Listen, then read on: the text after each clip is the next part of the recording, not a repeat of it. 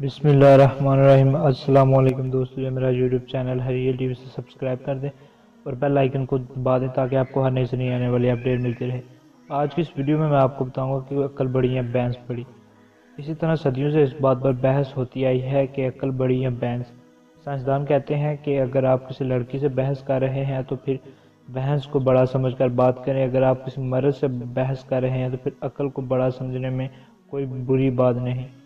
لیکن اتفاق سے میری ایک ہجڑے سے بحث ہوگی۔ میرا سامنا جب عقل اور بحث دونوں کے مراکب سے ہوا تو اس کے بعد ہائے ہائے پردہ ہی پڑا رہنے دیں تو اچھا ہے۔ کہتے ہیں لمبے انسان کی عقل گھٹنوں میں ہوتی ہے۔ ماہرین کا کہنا ہے لمبے قد کے مرد یا عورت دونوں سے ہی بحث نہ کی جائے، کیونکہ ان سے بحث کرنا بینس کے آگے بین بجانے کے مترادف ہے۔ اس کے لیے سامنے صرف ہاں ہاں میں ہی سر ہلائے رہنا چاہیے تو زندگی انتہائی سکھی رہتی ہے۔ اور رہی بات درمیانے قد کے لڑکے اور لڑکیوں کی، تو ان سے بحث کرنے کا بہت مزہ آتا ہے، کیونکہ وہ عقل کا استعمال نقل کے لیے نہیں کرتے تو بحث میں کیا کریں گے۔